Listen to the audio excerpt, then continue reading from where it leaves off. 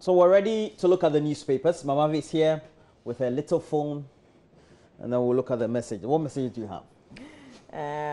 Well, first of all, good morning. That's appropriate. Yeah, sorry. Yeah. Okay. I thought So we people send us messages as early as 25 minutes after midnight, 25 minutes after 2 a.m. Seriously? Yeah. After midnight, they weren't sleeping? And our first message came through when we're not even on air. Wow. 28 minutes after 5. So that's the first one that I would read. Right. It says, keep bringing us good reports in your news, JoyNews. I always love to watch this program every morning. Dennis Bansa from Koforidua. I see you dream about us.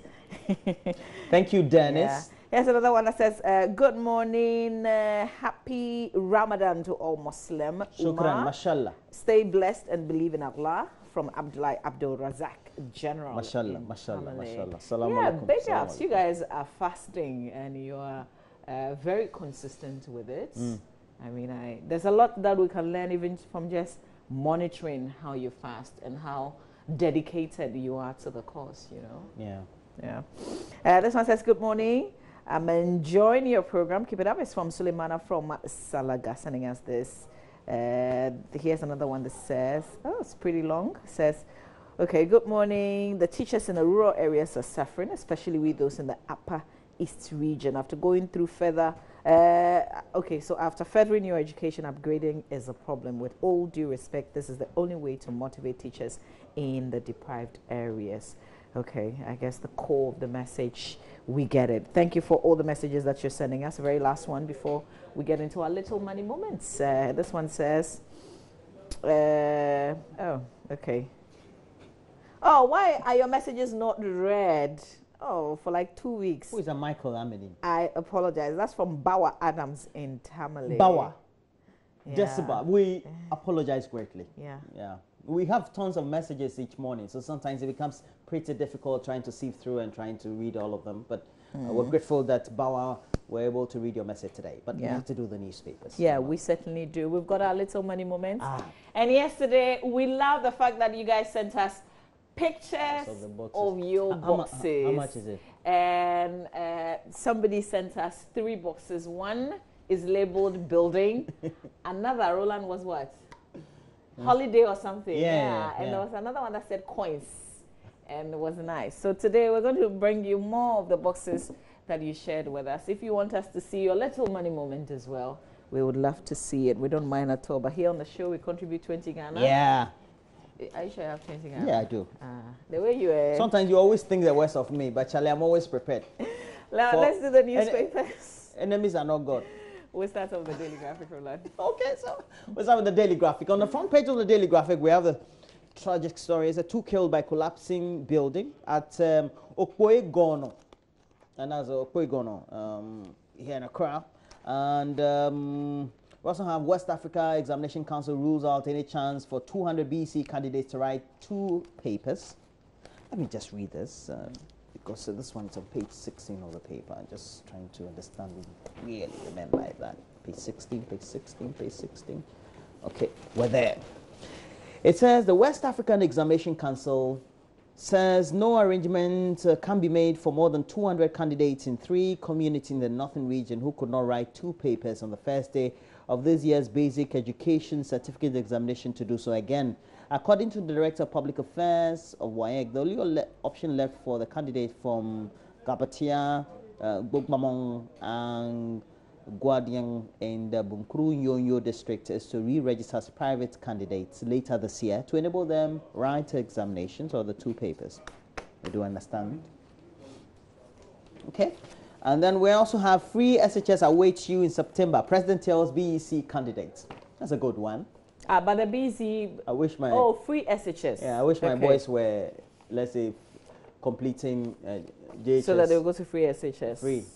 I don't know, because by the time they'll get to that time, you don't know. So new government will come and say they won't implement that. You know Ghana. You know the problem I have with sustainability. Because Charlie, right now, look, the first one is 10. So I can't 4, 5 years. So those who are getting in Charlie, September, by that time, those who are getting in September are lucky because they would have finished before the 10-year of the administration. Oh, but I think there will be continuation. I think there will be continuation of this one. When they get, by the time the boys get to infancy people, it will still be. Okay, government allocates 1.2 billion. That also goes for you have 2 boys. 2 boys, and the third one will be a boy. So I'm wondering, 3 boys in free SHS down the lane, 10 years time. Mama, you pay the school fees.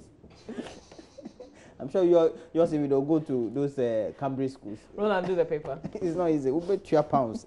Government allocates 1.2 million Ghana cedis for anti-corruption campaign, and it will be run by Shraj, we're told. I love the look and feel of the papers on the screen this morning. It's very good. Let's do the finder. We'll follow the daily graphic up, Roland. Oh, you haven't finished? Yes, back page. MPA donates towards treatment of Takrady gas explosion victims. Enemies are not God. Bamuyada. So what? I'm your enemy? Oh, no, not you. Oh, how? How can you be? Let's do the finder newspaper next. Okay. Are you done with the graphic? I am. Okay. Let's do the finder. Front page of the finder, Galamsey arrests.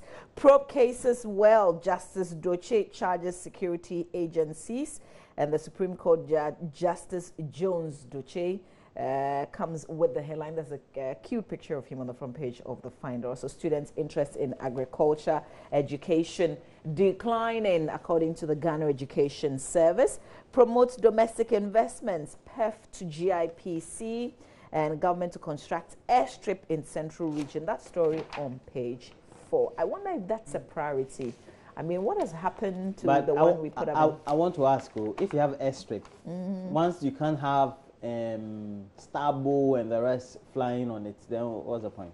Well, a bit of the stories comes with the sector minister, Mrs. Cecilia Abena-Dapa, Minister of Aviation. And story says, a proposed 3,000-acre land earmarked for the construction of an ultra-modern airstrip at Atabazi in the Komende Dinegwafo Ebrim municipality has been encroached upon by private developers. Consequently, the Minister of Aviation has directed the KEA Municipal Assembly to immediately demolish all illegal structures on the land to pave way for the construction of the airstrip. The Assembly has also been tasked to liaise with traditional authorities in the area to bring an end to the sale of the aviation land, a situation which could stifle government's determination to revamp the sector. There's more in the paper. Lots of stories. President Akufo-Addo attends UN SDG G20 meetings, 100,000 metric tons capacity warehouse under rehabilitation, amongst many other stories in the paper today. DVLA to print license internally, as seen from their office. You know, I'm making an arrangement so we'll go speak to the DVLA. So the driver on the subject and vehicle licensing authority would from next month print driver license internally. Over the years, printing of the licenses was done by a third party, an outsourced company other than the authority. The move, according to the chief executive officer, would bring a sigh of relief to customers as licenses would be delivered to them in 4 weeks in a worst case scenario. Yeah, Dalton Thomas. But what happens? Are they buying the equipment? Because remember, we had an incident of a third-party arrangement after which the equipment would be owned by DVLA. So we definitely... it's build, operate, and transfer. Exactly. Is that what has become of those equipment now? Maybe perhaps. Is that what is giving them the confidence that they can begin to be printing from in-house? Maybe. Or this is an entirely new process where they are buying the equipment? You can grab the paper and read the details, but we will certainly also be doing our follow-ups here on the AM show. Roland will do the daily guide. Okay, and we have to look at the daily guide. It says soldier lynching, killer weapons revealed. Can I say something, Roland? You know that we actually have on tape the military officers who went to Dentrobwase a day after this incident, picking up the things that were allegedly used in killing the soldier. But the police picked up the body a day before. And they never picked up anything. So I have been asking myself, just imagine that this was a thief that the people in the village caught, and they beat up and killed. Would the police not be interested in investigating and finding out how the person was killed, to the extent that they would just go to the scene and pick up the body, but not pick up the things that were used in murdering the person? As in the evidence. Exactly. I mean, it's fascinating. Ghana police. So if an ordinary person is just killed, you're not even interested in investigating and finding out, trying to, you know, like we see in the series and elsewhere, you know, how people wear gloves and come and pick the things that were used allegedly in the murder. Like, you're not interested in solving the problem. Mama, you just come and pick the body and just take it to the morgue. Mama, you believe the story that the people tell you. You watch too much. What's the No, this is no series matter. Something Las Vegas. I'm just even looking at Is it what NSA? has happened. We have Roland, I'm just looking at what has happened over, I mean, 3 terror cases in less than 3 months in the UK alone. And it's been in the news. And you see how, you know, they go about the investigations. And to think that, Charlie. Ghana police, they can't grab anybody. It was yesterday that this was playing back in my mind. Forget. And I was heartbroken. You cry, you even had time. Please you went continue. to home, sitting in your couch, thinking of Ghana police, how they should have gone over it. How they just went to pick the body from their scene you should have been, and forgot about the tools that were using in killing the person. So if this person was not a military man and the military had gone there a day after to pick up these things. Forget. You know, I grew up in Ashama. Mob justice is our #1 listen. Yeah, but I think that irrespective, wow, is that fair to say? I'm not saying it's a good thing. I'm only telling you it's a #1. It's not only Teshi, those places. But those hard places when you go. All I'm saying, Roland, is that as a police force, as an investigative body, it's not a good thing. As an investigative body, what you should be thinking about is to investigate, irrespective of who the people say the man is. It doesn't matter. Even if it is proving that the person did a bad thing, your job is to put closure. I mean, bring closure. Say that this is what happened. You know, establish facts. You know, the lynching or the death of this man brings out a lot of flaws in our society for which we've glossed over. Yeah. Me, you, and everybody else over time. The lynching of... It's amazing. Well, if you've been thinking the same lines that I have been, you can send me a message. Let's talk about this. Let's begin to put some real pressure on Ghana police, because this could happen to anybody, anywhere. And to think that a relative of yours, you know, dies in this form and the police just picks up the body. They don't care what, you know... I told you, I had an accident. Things was used I had in an accident. killing the person. I nearly died. Well, they tell me that, Charlie, you're lucky you're alive. But even after... Police. The things I have to go through to get things done. Are they like spiritual leaders or something? I don't know. We are supposed to pray. They should pray privately, but they don't pray on the job. And we have other stories there, especially said 3 more grabbed over Mahama killing. And Nana attends UN G20 meetings and Kintampo water tragedy. It's an act of God, according to the minister. This one to free. Free. The conclusion is that the people were not trained. Just convenience. So how many untrained people are manning some of these tourist sites that we would only discover after a tragedy? I've visited a few, and you could see that and you have visited some areas in South Africa. It's not the same. Even in other countries, because tourism is a mainstay. You go to Egypt, for example, it's a mainstay of the economy. Mainstay. So they make sure that whatever service value that needs to be given to customers is done, because people pay good money. Yeah. They book airplanes, hotels in your country, other services. They take transport when they come. They exchange money. Yeah. They do all sorts of things. So when you have to treat them like royalty. For us, even the road leading to the tourist site is terrible. Then when you go, the services that you're giving is worse. So you can think about it when you go, and then an incident happens. You're told there is an act of God. From the time that we had the first tree falling, or perhaps there was the windbreak, or even we should have cautioned the people there when we saw that the weather, because the weather just doesn't happen as in the movies, in which we had the clouds. I'm waiting to see the full reports. I'm waiting to see a detailed report. Then we can get into some of the issues. But let's continue with the Ghanaian Times newspaper. Front page of the Times. President attends meeting of eminent personalities on SDGs. Office of Special Prosecutor Bill ready. Attorney General makes that revelation. Is in the Times. And Ms. Gloria Kofu, Minister of Justice and Attorney General, comes with this headline on the front page of the paper. Ghana to export water to Togo this year. Ghana to export water to Togo. That's a priority. Year. Okay. So 2 stories of interest. Page 17, it says a draft bill for the establishment of the Office of Special Prosecutor to deal with cases of corruption in the public sector is ready for stakeholders' input. Scheduled for June 26 to 29. Attorney General and Minister of Justice Gloria Kofu told journalists in Accra yesterday the Office of the Special Prosecutor Bill 2017 makes provision forbidding the Attorney General to enter nolli prosequa notice of discontinuation of cases in courts. It also has a provision that makes the tenure of Office of the Special Prosecutor not to coincide with the tenure of Office of the appointing government. The removal of Special Prosecutor is particularly made cumbersome and a disincentive to the bill.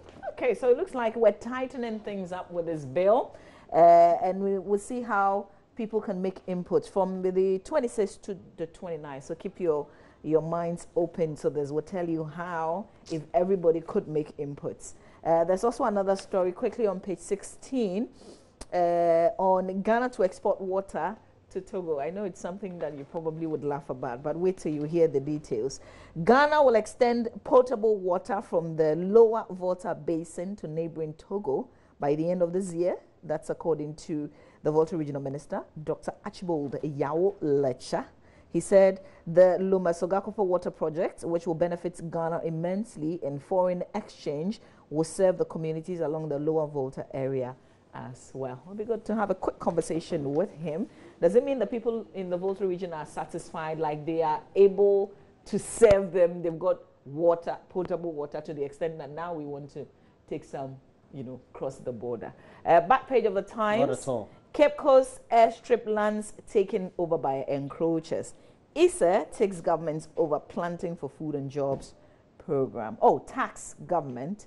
And it says that ISA, or the University of Ghana, has tasked government to put in place robust measures to sustain the planting for food and jobs program. Story continues on the back page of the Times. We have the last paper. That's the Daily Dispatch newspaper before we go to the online portals. Kennedy Japan cabinet on President's cabinet, and that's the Daily Dispatch newspaper.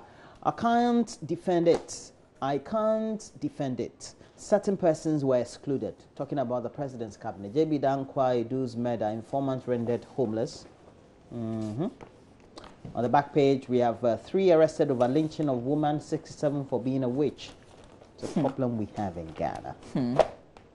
When you're old, people are delirious, they say.